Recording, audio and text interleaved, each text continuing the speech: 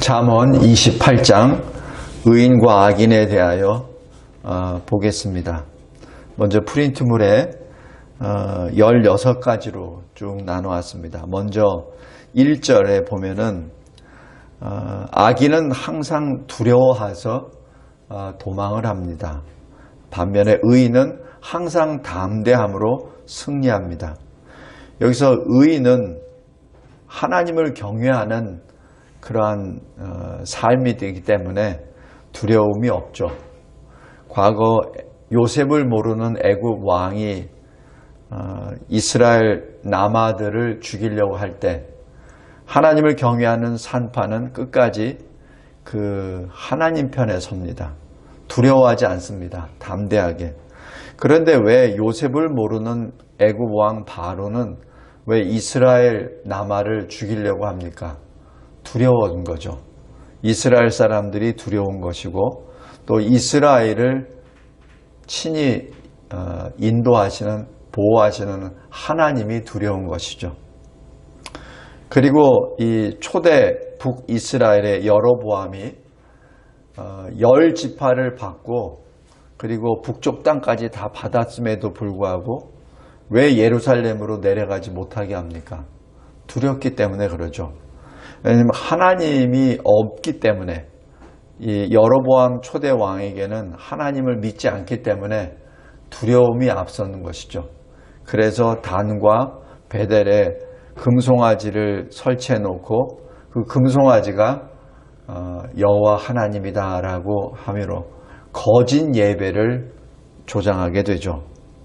대신에 모세의 어머니 요게벳은 끝까지 모세를 자기 품 안에 두고 그리고 나중에 나일강의 그 조그만 이 광주리에다 띄우죠. 근데 그 광주리 이름이 히브리 말로는 방주입니다. 그래서 방주와 그 갈대 상자가 똑같은 말이에요. 그리고 이 나일강에는 사실 그 여러 가지 악한 짐승들이 있거든요. 악어도 있고 그 물고기도 있고 그 다음에 거기에 뭐 우리가 상상하지 못할 것들이 있지만은 요게벳은 하나님을 믿고 아들 모세를 그 갈대 상자에 띄웁니다. 그것이 담대한 승리가 아닌가 생각이 듭니다. 또 다니엘이 자기를 죽이려고 하나님께 예배드리고 기도하는 것을 금지하는 금령이 내려짐을 알고도 창문을 열고 자기를 참소하는 자들 앞에서 그대로 예루살렘 성전을 향하여 하나님께 기도를 하죠. 3번. 그것이 도대체 어디에서 나온 것입니까? 항상 하나님을 경외함으로 담대함이 나오고 그 담대함은 하나님이 주시는 승리를 확신하기 때문에 그렇습니다. 두 번째 3절 6절입니다.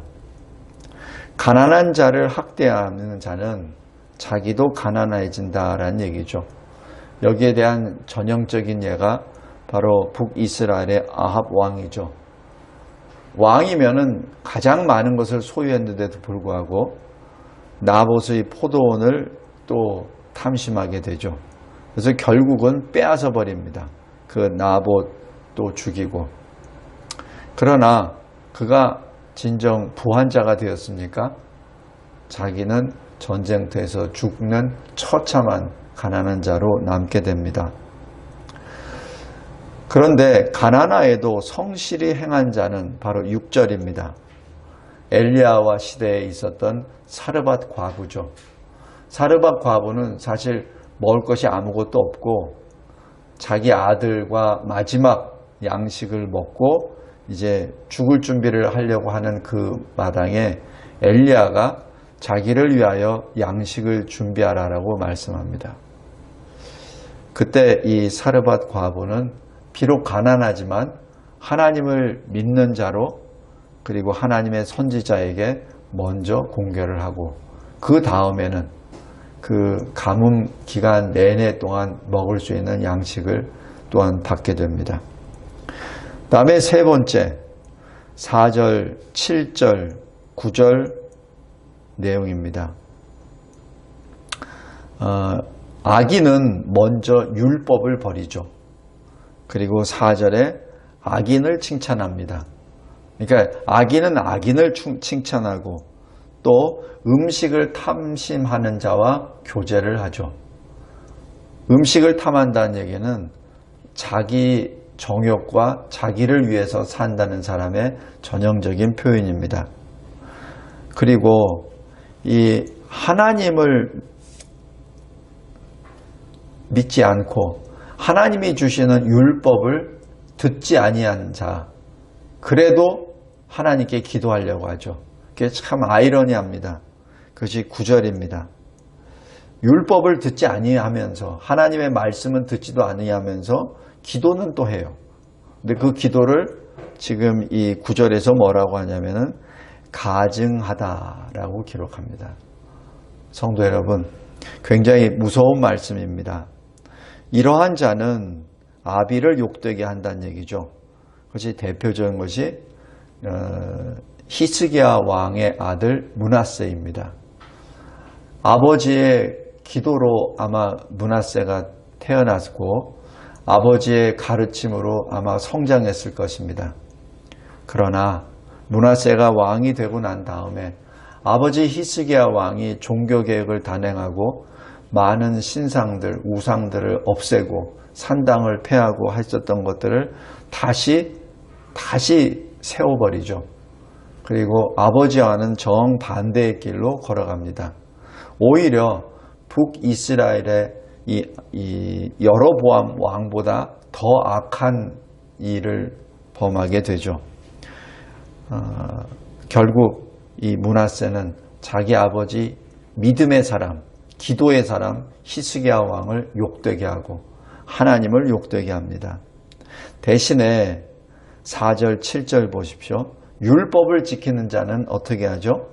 악인을 따라가거나 칭찬하는 것이 아니라 악인을 대적합니다. 그래서 7절, 지혜로운 아들이라는 이름을 받죠.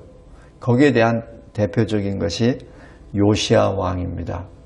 요시야는 사실 어렸을 적에 죽음의 고비를 넘기고 그리고 이 8살에 왕으로 등극하면서 하나씩 하나님의 말씀대로 개혁을 단행하고 또 성전을 정결케 하면서 율법을 발견하게 되죠. 그래서 요시야 왕이 그 율법을 읽고 회개하기 시작합니다. 그리고 그 율법을 들고 이 백성들을 가르치죠. 그리고 종교개혁 단행을 합니다. 그리고 잃어버렸던 유월절을 지키는 역사를 해서 요시야 왕을 어떻게 평가하냐면 요시야 왕 전에도 후에도 이런 왕은 없었다라고 기록합니다.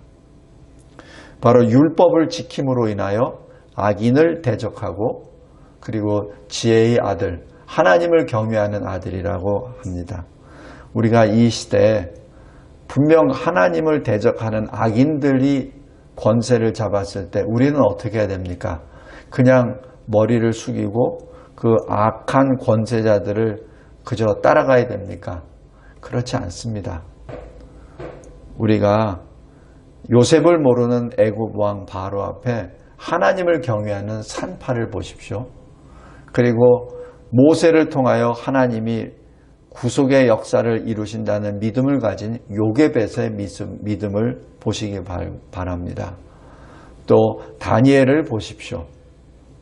모든 이 믿음의 선진들은 악인에 대하여 분명하게 선을 긋고 악인을 대적합니다. 다음에 네 번째 5절입니다.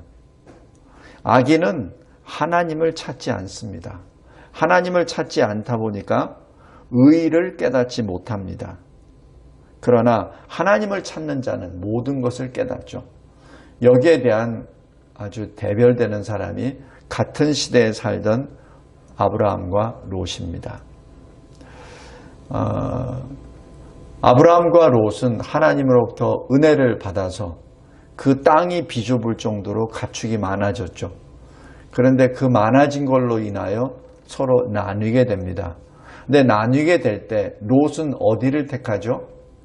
바로 소돔, 도시를 택합니다.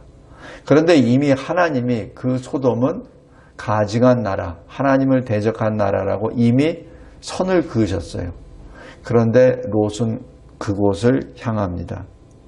반면에 아브라함은 혼자 남아있을 때 하나님께서 위로해 주시고 창세기 13장에 네가 동서남북을 바라보라, 행하라, 그곳을 다 너와 내 자손에게 주리라 하신 그 말씀을 의지하며 장차 자기 자손들이 머물 가나안 땅, 약속의 땅을 또한 다니면서 하나씩 하나씩 자기 자손들에게 남겨나가죠. 롯에 대한 마지막은 롯이 소돔이 멸망하고 난 다음에 분명 아브라함에게 올 수 있습니다. 왜냐하면 아브라함과 소돔은 그렇게 멀리 있는 데가 아니에요. 아브라함이 소돔이 멸망당하고 있을 때 새벽 일찌감치 나가서 그 소돔 쪽을 바라보니까 그 연기가 올라온다는 그 표현이 있지 않습니까? 가시적인 거리에 소돔이 아브라함이 그렇게 위치하는 것이죠. 그렇다면 당연히 롯은 아브라함에게 돌아가야 됩니다. 어느 천사에 의해서 산으로 도망가서 피했던지 모든 것이 다 끝나고 나면은 자기 큰아버지 아브라함에게 돌아가야 되죠. 그런데 결코 돌아가지 않습니다. 그것이 롯이 하나님을 찾지 않기 때문에 그렇습니다. 그러다 보니 두 딸에 의해서 상상하지 못할 일이 나타나고 모압과 암몬 자손이라는 이 이스라엘 총회에 들어오지 못하는 악한 후손들이 바로 롯을 통해 나오고 그 창세기 19장 이후에 롯의 이름은 기록되지 않습니다. 하나님을 찾지 않는 것이 얼마나 악한 것인지 그것을 우리가 알 수 있죠. 그 다음에 이 다섯 번째 이 8절과 25절입니다. 하나님을 의지하는 자는 풍족함을 이룹니다. 그러나 무거운 이자를 부과하고 재산을 증식하고 하는 자들은 자기 소유가 되지 못합니다. 여기에 대해서 하나님을 의지하며 풍족한 그 풍요를 누린 사람의 대표적인 사람이 아브라함, 이삭, 야곱입니다. 아브라함은 가는 곳마다 이 하나님의 은혜를 받죠. 심지어는 자기가 실수해서 잘못해서 다른 나라에 가서 자기 아내를 자기 누이라고 속이고 그리고 생명을 부지하려고 했었던 그때에서도 그 이방 왕으로부터 모든 것을 받고 그리고 빼앗김을 받지 않습니다. 왜냐하면 하나님이 개입하시기 때문에 그렇죠. 이삭은 어떻습니까? 이 우물물을 파다가 주변에 있는 이방 족속이 와서 뺐죠. 그럼 이삭은 그대로 그냥 놔둡니다. 그리고 다른 곳에 가서 또 우물을 파죠. 근데 거기에 물이 나옵니다. 왜 그렇죠? 아버지 아브라함이 팠던 우물 자국이에요. 이것이 믿음의 2세의 특권입니다. 아브라함은 그 우물을 파기 위해서 무척이나 노력했을 거예요. 하나님께 기도로 씨름하며 그리고 처음 그 우물을 팠을 텐데 이삭은 아버지가 팠던 그 우물의 위치를 잘 알기 때문에 여기에서 싸움이 나면은 그냥 또 이동합니다. 그리고 거기서 아버지가 팠던 우물을 또 파죠. 그리고 거기서 또 싸움이 나면은 다시 또 떠납니다. 야곱은 어떻고요? 야곱은 비록 혼자 밧다나람으로 가지만은 하나님이 보호하여 주셔서 20년 동안 그 라반에게 속임을 무척이나 많이 받았지만은 나중에 라반을 떠날 때는 겁으로 나오게 되죠. 그 모든 것이 하나님을 의지했을 때 나타나는 풍요함입니다. 다음에 6번째 10절입니다. 정직한 자를 악한 길로 유인하는 자는 자기가 스스로 자기가 판 함정에 빠지게 되죠. 이것이 모르드게를 죽이려고 했었던 바로 그 사람의 모습이 되죠. 또한 아합도 마찬가지입니다. 아합 왕이 여호사밧 왕과 함께 아람을 공격하려고 했을 때 여호사밧 왕을 사실 위기에 이 함정에 몰아넣죠. 자기 왕복을 입히고 그리고 자기는 일반 군인 옷으로 입혀서 들어가죠. 그러니까 죽더라도 여호사밧 왕이 죽는 것이죠. 근데 결국은 누가 죽습니까? 자기가 죽죠. 반면에 성실한 자, 흠없는 자는 복을 받습니다. 바로 여호사밧은 그 전란을 통해서 하나님으로부터 크게 책망을 받죠. 역대하 19장에서 20장입니다. 그래서 그 책망을 받고 난 다음에 여호사밧 왕은 거기서 하나님의 말씀을 붙잡고 개혁을 단행합니다. 그래서 여호사밧 왕이 하나님이 인정하시는 왕이 됩니다. 다음에 7번째 11절 말씀입니다. 하나님을 생각하지 아니하고 부자가 된 사람은 스스로 자기 자신을 지혜로운 사람이라고 생각합니다. 왜냐하면 자기 손으로 부자가 됐다고 생각하죠. 그러나 반면에 가난한 자는 하나님을 압니다. 바로 명철을 알아서 자기를 늘 살피죠. 여기에 스스로 지혜롭다고 생각했던 그 부자가 누구죠? 누가복음 12장에 나와 있는 한 부자입니다.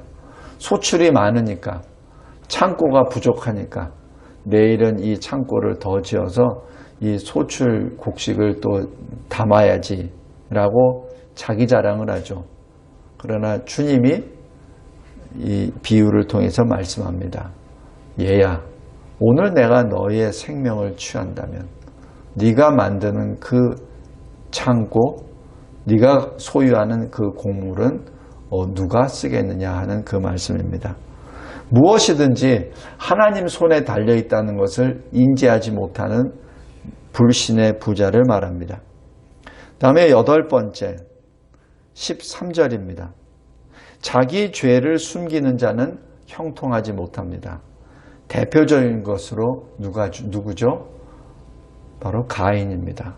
가인은 자기 동생 아벨을 들에 불러서 쳐 죽이고 난 다음에 하나님께서 회개하라는 그 말씀을 주신데도 불구하고 가인은 철저하게 회개하지 않습니다. 오히려 자기 죄를 숨기죠. 그 결과 어떻게 됩니까? 여호와의 앞을 떠나라고 기록하고 하나님과 전혀 상관이 없는 자기 아들의 이름을 딴 에녹성을 짓고 그 가인의 후손들은 하나님과 전혀 관계없는 사람들로 살게 되죠. 그 사람들로 말미암아 믿음의 사람 셋의 후손들이 노아의 심판을 받게 됩니다. 왜냐하면 서로 눈에 좋은 대로 결혼하기 때문에 그 불신이 세상을 덮었기 때문에 그렇죠. 반면에 자기 죄를 자복하는 자 그리고 죄를 버리는 자는 긍휼을 얻습니다. 대표적인 사람이 느헤미야입니다. 사실 느헤미야는 바벨론 포로를 당했었던 유대 국가에 대해서 특별히 한 거 없어요. 왜냐하면 자기는 어렸을 때이기 때문에.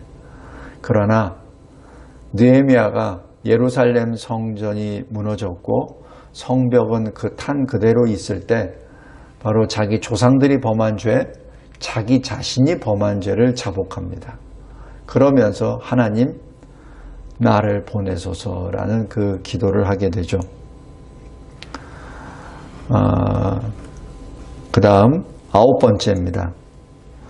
14절 완악한 마음, 하나님의 말씀을 듣고도 듣지 못하는 자, 자기 욕심에 사로잡힌 완악한 자는 재앙에 빠집니다. 그러나 하나님을 항상 경외하는 자는 복을 받습니다. 여기에 대표적인 예가 바로 가룟 유다와 베드로입니다. 가룟 유다는 예수님과 3년 동안 동행하였죠. 그러나 그 마음은 예수께로 가 있는 것이 아니라 껍데기는 예수의 제자나 속은 예수를 대적하죠. 그래서 이 가룟 유다가 예수를 떠날 때 요한복음에서는 이렇게 기록합니다. 사탄이 들어갔다. 그렇게 하며 예수를 팔고 자기 자신의 죄책감으로 자살을 하게 되죠. 여기서 이 베드로와의 차이점은 베드로도 예수를 3번 부인합니다. 그러나 베드로는 회개를 하죠. 그러나 가룟 유다는 회개하지 아니하고 자기 목숨을 스스로 끊는 완악함을 보이게 됩니다. 예수님이 이렇게 말씀하셨어요. 인자에게 거스른 말을 하는 자는 용서함을 받을지언정 성령을 거스르는 자는 죄 용서함을 받지 못한다는 얘기는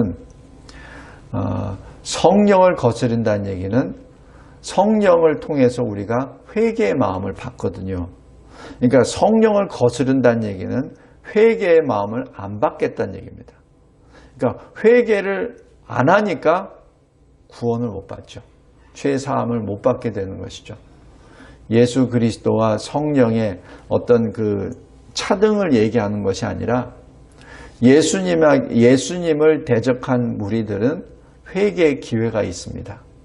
그러나 성령을 거슬러 버리면 성령이 주시는 회개의 기회마저 상실돼 버리기 때문에 더 이상 죄 사함을 받지 못하게 되죠.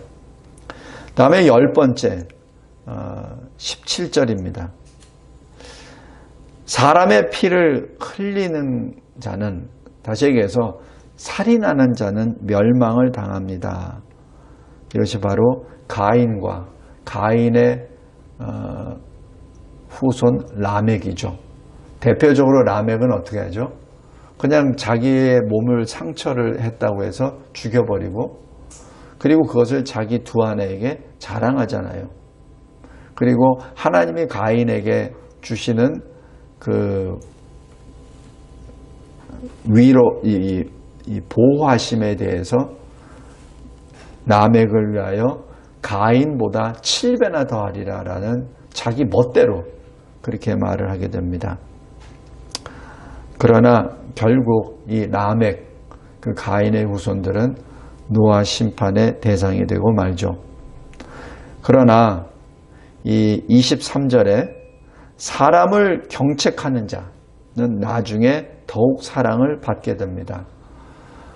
대표적인 예가 베드로를 공개적으로 책망을 했던 바울이 생각이 납니다.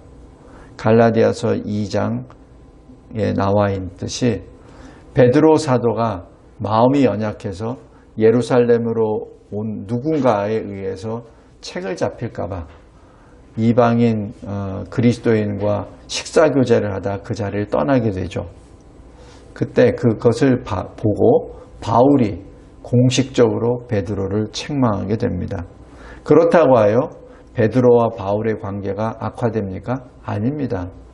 베드로는 그것을 자기의 연약한 성품을 인정하고, 또한 바울은 베드로의 그 회개하는 마음을 받아들이고 동역자로 그 길을 걸어가게 됩니다. 서로가 높이죠. 서로가 높입니다. 다음에 11번째 18절입니다. 굽은 길로 행하는 자는 곧 넘어집니다. 그러나 성실히 행하는 자는 구원을 받습니다. 여기가 대체적으로 대표적인 것이 바로 다니엘을 참소하던 자죠.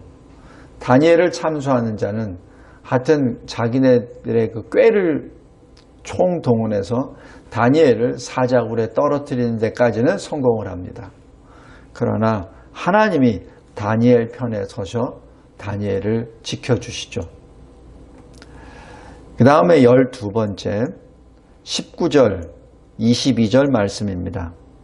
방탕하고 재물을 탐하고 하는 자는 궁핍함을 얻을 것이다 라는 말씀합니다. 반면에 자기 토지를 경작하는 자는 풍요롭다라는 말씀하죠. 방탕함과 재물을 탐했던 그리고 궁핍함을 결론을 내줬던 대표적인 사람 바로 돌아온 탕자죠. 그리고 자기 토지를 경작했다라는 얘기는 바로 자기 토지는 땅도 되지만 하나님이 주신 달란트 은사이기도 합니다. 자기가 받은 달란트를 가지고 열심히 일을 했을 때 바로 열 문화를 받은 사람이 나중에 열 고울의 통치자가 된다는 누가복음 19장의 그 말씀을 보면 되겠습니다. 또 13번째 20절, 21절, 24절 말씀입니다. 속히 부자가 되기 위해서 수단과 방법을 가리지 않죠. 뇌물을 주고 도둑질을 합니다. 그것은 뭐죠? 법을 행하는, 법을 어기는 자죠. 그 결과는 멸망을 당합니다. 그러나 신실하게 일하는 자는 복을 얻고 또 하나님 앞에 인정을 받죠. 마태복음 25장에 나오는 5달란트 받은 자의 그 비유이기도 합니다. 다음에 14번째 26절에 대한 내용입니다. 미련한 자는 악인입니다. 무엇이 미련한 자죠? 자기를 믿는 자입니다. 자기를 믿는 자가 미련한 자입니다. 그러나 지혜로운 자는 누구죠? 하나님을 경외하는 자죠. 하나님을 믿는 자입니다. 그래서 하나님을 경외하는 자는 구원함을 받습니다. 반면에 자기를 믿는 자는 미련한 자로 악인과 죄인과 오만한 자라고 표현을 합니다. 시편 1편입니다. 대신에 하나님을 경외하는 자는 복 있는 자라고 하며 시편 1편에 또한 마찬가지 기록됩니다. 15번째 27절입니다. 가난한 자를 보고도 못 본 채하고 도와주지 아니한 자는 어떻게 되죠? 저주를 받습니다. 반면에 가난한 자를 구제하는 자는 어떻게 되죠? 내가 구제했기 때문에 그만큼 손해가 나고 가난하게 됩니까? 아닙니다. 그렇지 않습니다. 대표적인 예가 우리 거지 나사로와 한 부자 얘기가 나오죠. 한 부자는 분명히 나사로가 아무것도 먹을 것도 없고 자기 대문 앞에서 그냥 쓰레기 같은 그 음식을 먹고 또 온몸에 창이 나서 개가 핥는 그런 것을 분명히 보았습니다. 그러나 돕지 않죠. 예수님께서는 이러한 자를 어떻게 표현합니까? 마태복음 25장에 인자의 왼편에 있는 자, 왼편에 있는 자. 결국 영벌을 받게 되죠. 반면에 가난한 자를 구제하는 자는 인자의 오른쪽 편에 서서 영생을 얻게 됩니다. 마지막 16번째입니다. 12절, 16절, 28절입니다. 그리고 15절입니다. 악인이 나라의 통치자가 되면 가난한 백성을 압제하고 하나님을 모르는 무지함으로 포악한 통치를 하게 되죠. 그러니까 사람들이 다 숨어버립니다. 다음에 의인이 나라를 통치하면 어떻게 되죠? 탐욕을 미워하게 되고 악인을 멸망시킵니다. 그리고 큰 영화를 누리게 되죠. 대표적인 것이 바로 이승만 대통령입니다. 과거 500년 조선의 모든 그 가치관 그리고 이 신분제도, 미신 이런 모든 것을 한 번에 변화시켜서 대한민국을 건국시킨 국부입니다. 그런데 이승만 대통령이 스스로 혼자 하는 것이 아니라 바로 하나님의 은혜로, 하나님의 지혜로 시작하게 되고 자신을 만나주신 주님의 말씀에 순종하며 그 말씀을 근거로 대한민국 헌법을 만들고 그리고 기도로 헌법을 제정하며 대한민국을 건국하게 됩니다. 그것이 똑같은 이 한반도 내 똑같은 배경 가운데 누가 그 나라의 통치자가 되느냐에 따라서 그 나라가 완전히 바뀝니다. 1950년부터 53년까지 전쟁을 통하여 북한과 남한은 전부 다 잿더미가 되어버렸죠. 반면에 잿더미는 되었으나 북한에는 발전소가 있고 남한에는 발전소가 없습니다. 그래서 70년대까지는 북한이 더 잘 살았다고 지금 자료가 말합니다. 그런데 1988년 88 올림픽 바로 70년대부터 뭐 20년도 안 됐죠. 근데 그 88 올림픽을 했을 때 위성 사진을 보면은 북한은 깜깜입니다. 그러나 이 남한은 휘황찬란하고 미국과 일본, 동경 뭐 그런 곳과 거의 같은 수준의 나라가 되고 또 세계 올림픽을 성공적으로 이끌어 나가는 나라가 되죠. 그래서 1988년 이 서울 올림픽을 계기로 해서 동독 베를린 그 장벽이 무너지게 되죠. 그것이 89년 그리고 구소련이 몰락하게 되죠. 91년. 그것이 그냥 자연적인 우연의 현상이 아닙니다. 우연이 아닙니다. 전 세계가 보거든요.